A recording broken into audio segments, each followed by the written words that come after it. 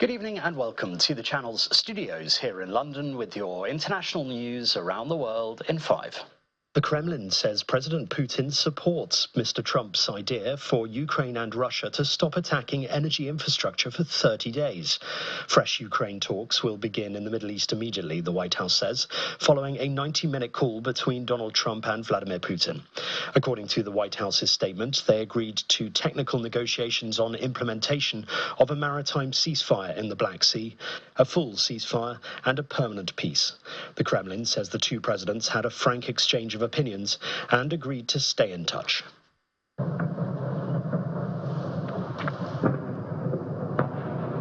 The Israeli military says it is carrying out extensive strikes in the Gaza Strip, with the Hamas-run health ministry reporting more than 400 Palestinians have been killed.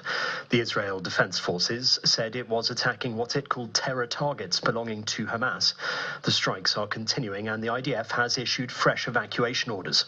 Mahmoud Abu Wafar, Deputy Interior Minister in Gaza and the territory's highest-ranking Hamas official, is among the dead. 3 other senior officials were later reportedly killed. This is the largest wave of airstrikes in Gaza since the ceasefire began on the 19th of January. Talks to extend it have failed to reach an agreement.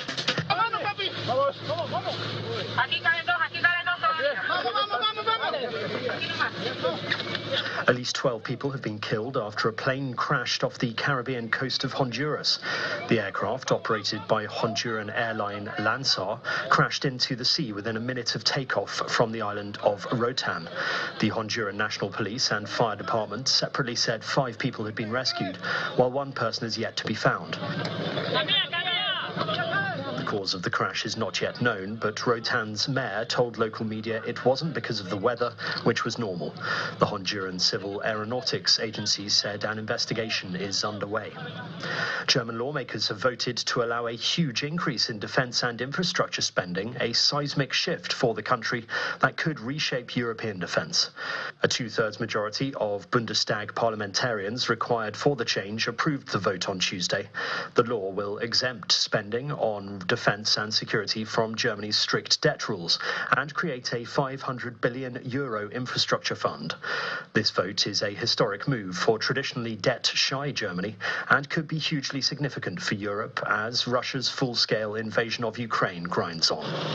Why are you slashing support for the most vulnerable? The Work and Pensions Secretary in the UK has set out plans to fix what she has called the broken benefit system and tackle those who depend on welfare. Liz Kendall said the changes would create a more proactive pro-work system for those who can work while protecting those who cannot. Eligibility for disability payments will be restricted to those with the greatest need, and the test to qualify for the extra universal credit payment for health conditions will be replaced. It is expected to reduce benefit spending by more than £5 billion a year by 2029. Millions of people who could work, trapped on benefits, denied the income, hope, dignity and self-respect that we know good work brings. And taxpayers paying millions more on the costs of failure. We will scrap the WCA in 2028. In future, extra financial support for health conditions in universal credit will be available solely through the PIP assessment. So extra income is based on the impact of someone's health condition or disability, not on their capacity to work. And undocking confirmed. And after an epic 9 months in space, NASA astronauts Butch Wilmore and Sonny Williams are finally on their way home. Sonny Williams and Butch Wilmore begin their belated trip home. Separation confirmed. They undocked from the ISS at 5:05 in the morning on Tuesday. Their stay on the International Space Station was only supposed to last 8 days, but their mission was dramatically extended after the spacecraft that they arrived on suffered technical problems. The pair are traveling back to Earth in a SpaceX capsule, along with NASA astronaut Nick Hague and Russian cosmonaut Alexander Gorbanov. And that's your international news around the world in 5. Now back to the channel's studios in Lagos.